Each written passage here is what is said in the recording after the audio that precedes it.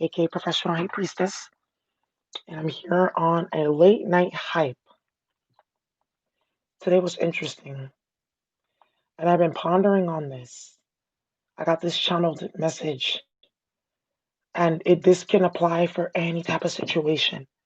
I just try to keep the lines open for you all to be able to apply this because these are keys, but these are lessons and things like that that you can always come back to and reflect on. No matter what situation you're going through, whether that be with a love interest, a coworker, a family member, or former friend. Okay, so let's go ahead and get into this. So the tables have turned, but are you still at the table? That's what I got. Um, I got something today. Let me go get it. You guys are gonna like this.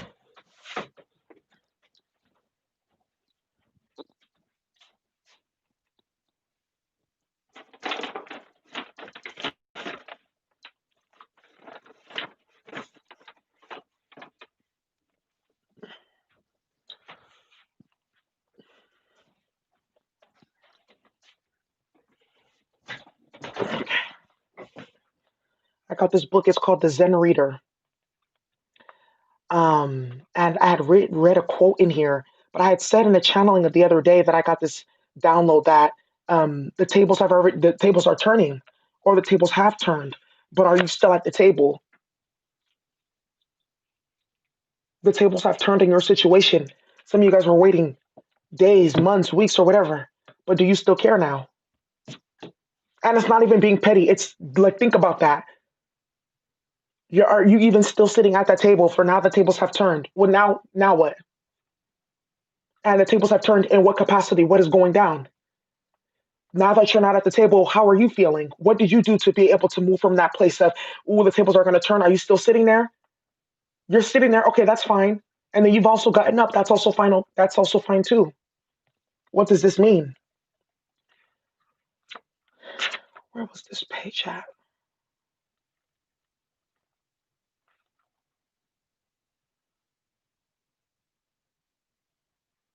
Wow. Two ailments. This is called two ailments. And it says, in learning the way of Zen, there are not more than two kinds of sickness, either lingering in clear stillness or staying in the midst of confusion and disturbance. Those who are fierce and intense will sharply reject both of these and leap through and beyond the other side in one bound. Not only do other and self, sound and form, subject and object all vanish at once, no sign of birth and death can be found at all. Only then can you be called an uncontrived, free wayfarer with nothing more to learn, having attained the great succession, great rest, and great bliss. But when you get to such a state, you can only be said to have realized yourself and understood yourself. If you talk about the 36 rivers of Shu, there are yet great difficulties ahead. This is what this is saying right here. There are two kinds of sickness, either lingering in clear stillness or staying in the midst of confusion. Those who are fierce and intense will sharply reject both and leap through and beyond the other side in one bound, free to be a wayfarer with nothing more to learn, having attained the great ending, the great rest and great bliss. So we were just talking about these tables turning. You could still be sitting there, or that's the stillness because now the tables have turned. You're sitting there, or you can be the one stuck in confusion and disturbance, not realizing that the tables are going to be turned, or you can be the one who's fierce and intense, reject both, and be in the place of great bliss, great rest, great succession, where you've transcended the need to even be sitting at the table, or you've transcended the state of being unaware that the tables are going to be turning and that there is a table there. Because the table's a what? A flat, balanced surface. Knowing inherently that it's always going to, it always has to come to justice and balance at the end of the day. That's what this is talking about, these two ailments. So now that you've made it past those two ailments, these two sicknesses, And now we're in the place of the great bliss, the great secession. What have we learned? Because now we're no longer needing to be at that table. This is what I'm saying. It's not about ego. It's not about any of that. It's about the detachment where you get that state of, oh, aha, and you come back together again after being fragmented in the two different ailments. Aha, I've reached a state of like perfection in my thought process. And because of that, your thought process becomes elevated, your vibration rises. Okay, now you can go to the next one. That's what this is talking about. The great secession, nothing more to learn, no sign of death or birth. So it's not stored, the data is not stored in anywhere, creating karma. Karma is accumulation of space, taking up a space, the creation of something, matter that has to go through a death and birth process. If there's no thing, there's no, because it's done, because you've collapsed those two elements and now you've reached great secession, great rest, great bliss. There's no karma, nothing there. You're free.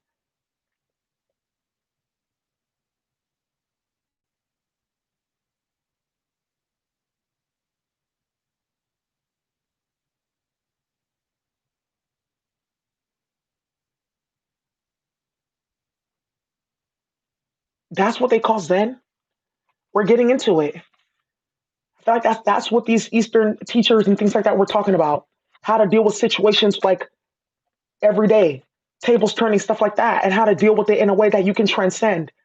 Self help books help you maintain, help you understand, help you deal with it on a psychological level. The Zen, when you get to these next levels, that's where you actually get to integrate it onto the spiritual aspect for to use it for ascension as spiritual food.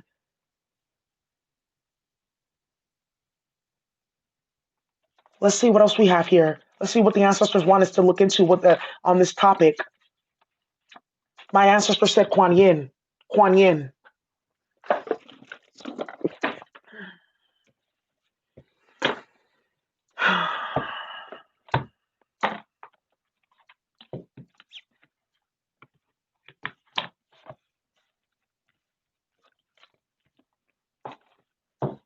All right, dear Kuan Yin, what messages do you have regarding the tables have turned, but we are no longer there?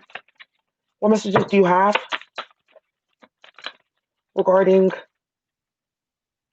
the tables have turned? I sure did, Jazz Jewel. I sure did. I did all my work last night. What messages do you have? Beat the Matrix. Yeah.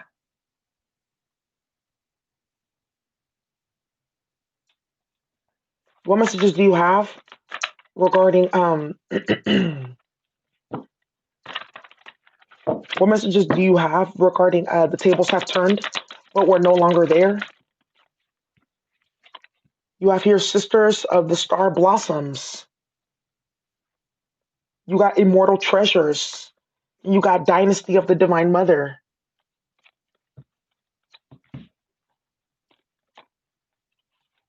My guide says shuffle again. Okay. Okay. Well, I wonder what they have for us. Because I feel like there's something juicy gonna come out. Because you know this deck always delivers, but they said shuffle again. So I'm learning, I'm listening. Okay, what messages do you have regarding the tables have turned? And are we still at the table? It says Call of the Dancing Crane. Okay. This is number 4.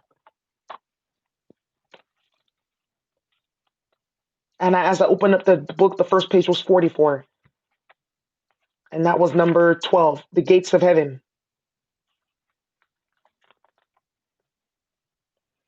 It says here, Call of the Dancing Crane. Dancing crane moves through waters and muddy marsh with elegance and grace. The mating call and dance of the crane is full of beautiful movement and flow. There are times when the astral waters of our emotional life become stagnant and will benefit from the healing movement, grace, and beauty of the dancing crane. The call of the dancing crane is a reminder that sound can be healing too. This is particularly so when your thoughts, beliefs, and emotional patterns do not support you in living the spiritual destiny you are born to live.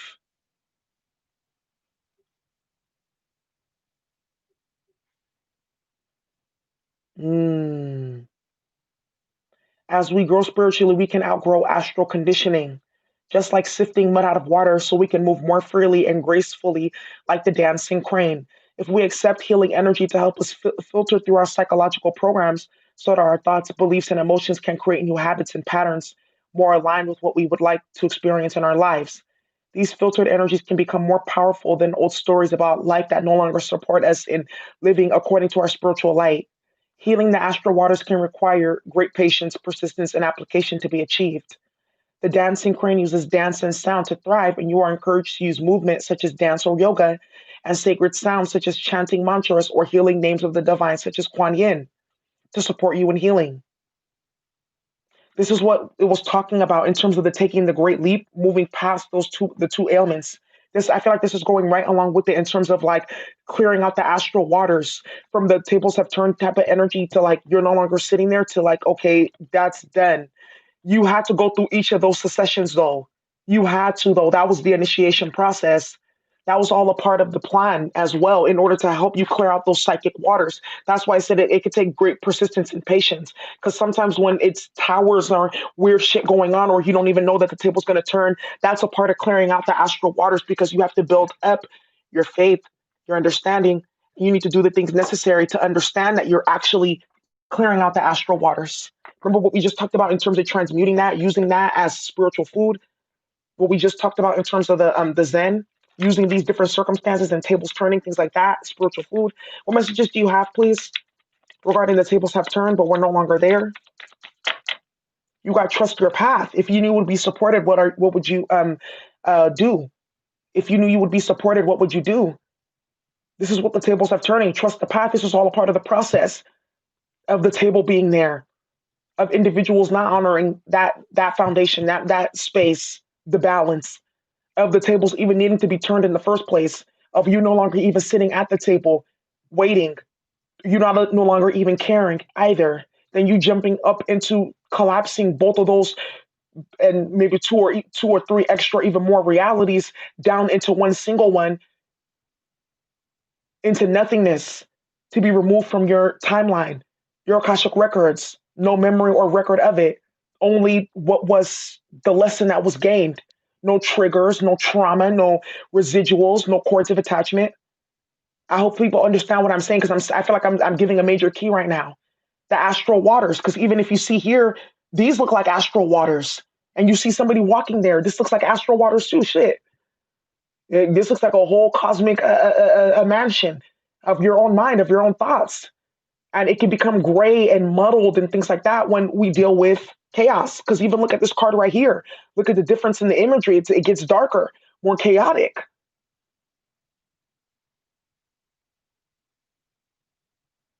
Yeah, the tables have turned. You're no longer there. Trust the niggle feeling. What is the niggle trying to tell you? The niggle feeling's trying to tell you the tables are already been turned.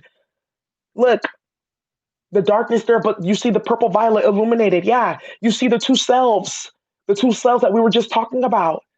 The sitting at the table waiting for it to turn, and then not even knowing that the table is going to be turned one day.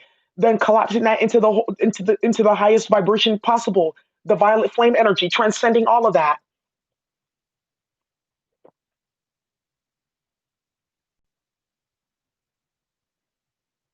and just getting the lesson out of it and moving on, clearing out the astral waters, removing all the cords of attachment.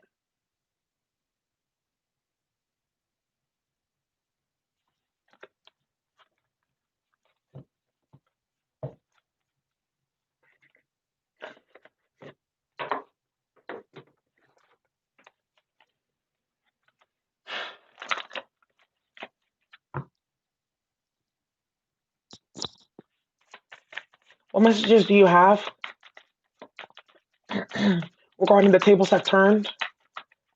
You got Unikite. Forgiveness is here. Releasing that energy from your energy field. The funny thing is, I have Unikite in my singing bowl, my sound bowl. So we'll get into some of this vibration as well for you all. This is going to be a different type of QCM. So those of you who are getting this healing tonight, it's juicy. Yeah. And I feel like what this is saying is by releasing negative emotions and forgiving the past, I'm free to live a harmonious life. It's hard sometimes, especially like when it's a lot of transgressions. And you can just visualize how you would handle the situation and all that other stuff, it gets hard. But I feel like what this is really saying is don't give into that energy. Pull your energy out of that. I want you to reclaim your energy now. Pull all your energy back into you, out of all the anger, out of all the projections, out of all the what you could do to them and all the rage and imagining this and that. Pull all your energy out now.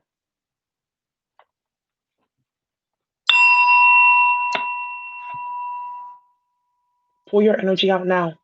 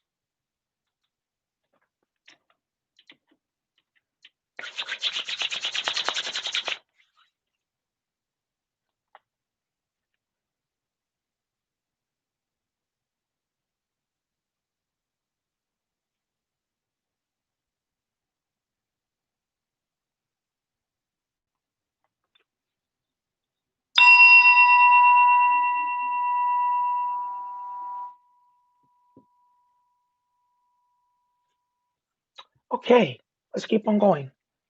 Yeah, so we got Unikite forgiveness. Let's keep going. Dear bright and one loving ancestors, what messages do you have regarding the tables have turned, but we are no longer there? You got bronzite, perseverance. Yeah, because you persevered through the situation. Now you've made it to the end. The tower has already hit. It's crumbling. It's done. What are you still holding on to? What are you not understanding? How can you clear out the astral waters so that you can see clearly the situation is done for? It's over. The tables have already turned, but you don't even need to be there anymore. But that was just a part of the whole cycle in the process of understanding and creating balance in the situation.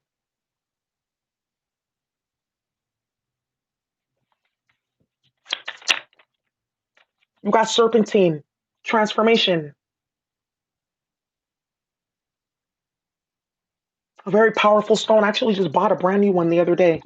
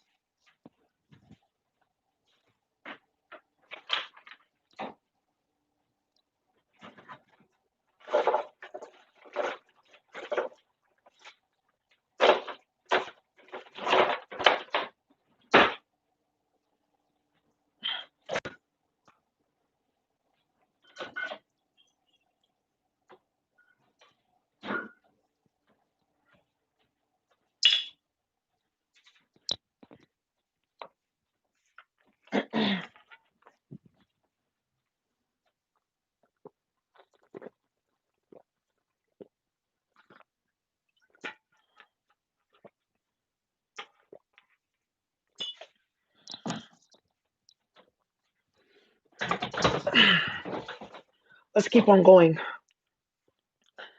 Let's see what we got in the chat.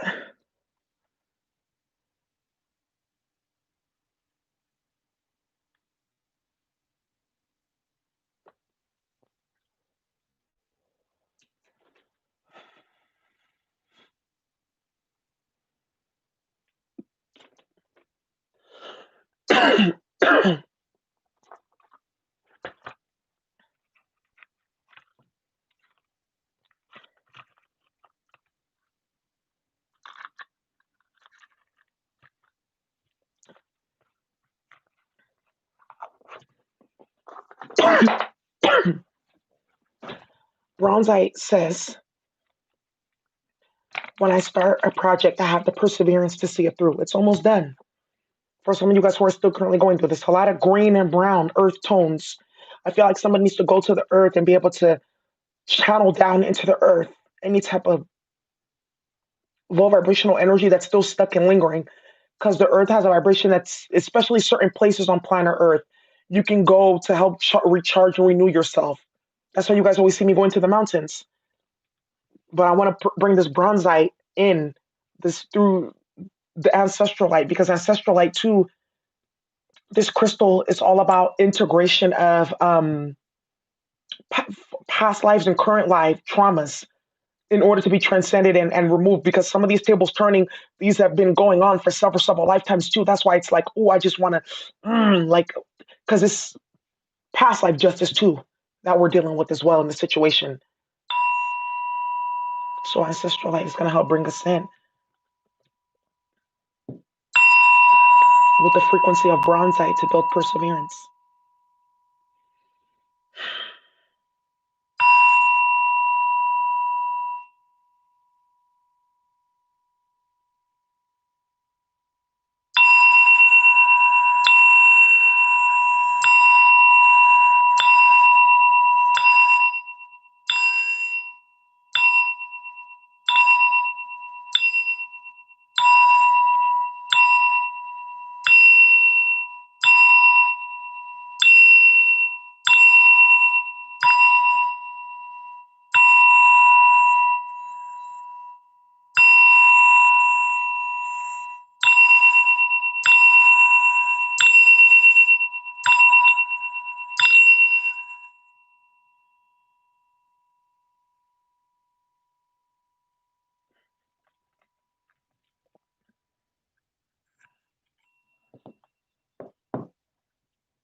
And then we got here for the serpentine energy, we'll be using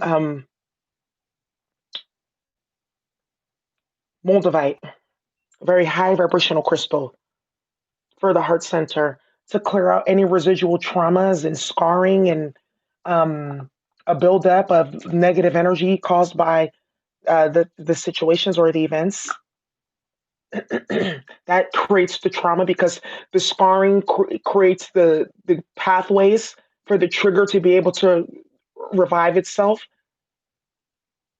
So by clearing out the scars, there's no pathway for the trigger, clearing out the scar tissue and the residual, all of that, clear it all out. Serpentine. It is safe to let go. I know that nothing is ever taken away unless something better is coming. Yeah. Some of you guys too, with these tables turning, it's like, with your masculine and your feminine. You were like, one day these tables are going to turn, and you guys cried and you waited and all that stuff. Now the tables have turned and you don't give a fuck. And it's not even about that. It's what we talked about. It's about you learned your lesson. You kept it pushing. Thank you so much. You're no longer held hostage by the waiting, because that's crazy. That can drive you crazy. That's why it's like imperative that we learn these type of, I guess, like mental equations, basically Jedi mind tricks, high vibrational ones, in order to transcend some of these, rat in a cage type of thinking patterns that we can get into when we're dealing with the situations that we're dealing with. Your family, oh, one day I'll show you, I'll do this, I'll do that. You're not even there anymore. You don't care because you don't want to be held hostage. You want to move into the greatness, the great succession, the end, where there's no death or no birth. Imagine that. No cycle of karma.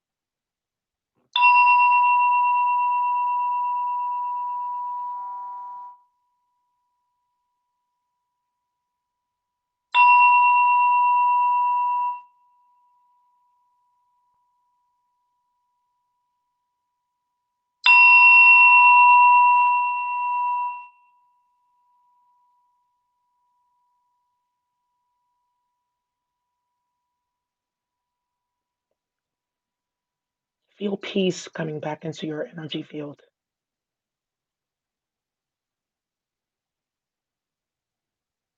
Absence of the opinions of others.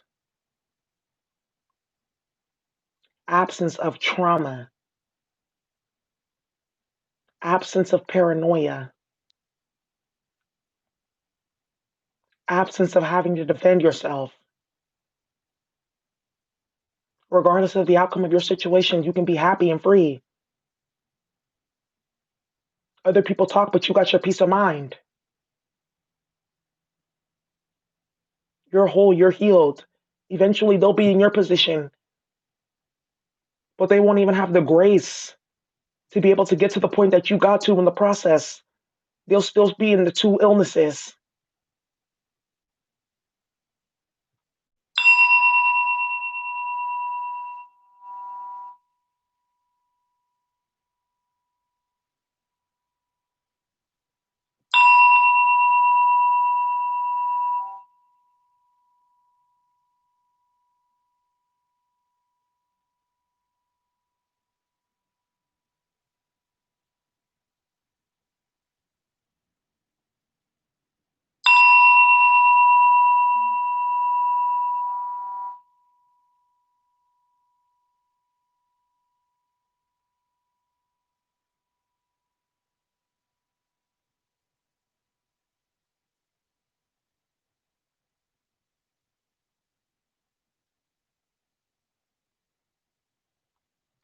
All right.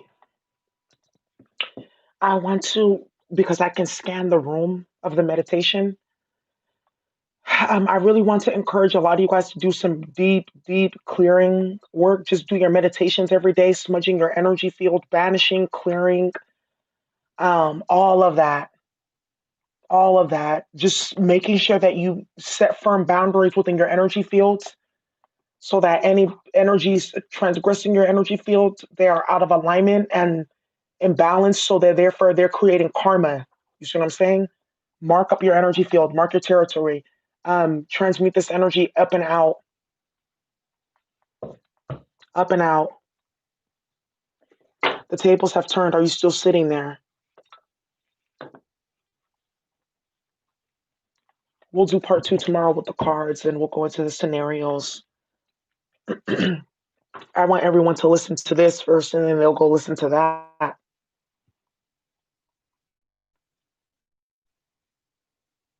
Who knows? We may not even need a part 2 because that was in itself enough. I hope everyone that was on here and that caught this got something out of this tonight.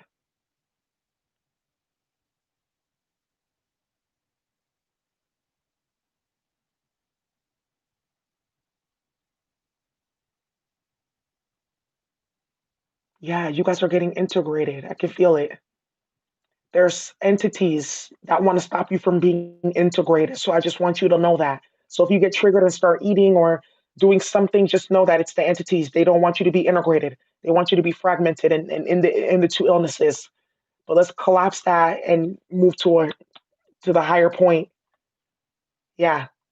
Only if you can do it. Only if you can handle that Aikido.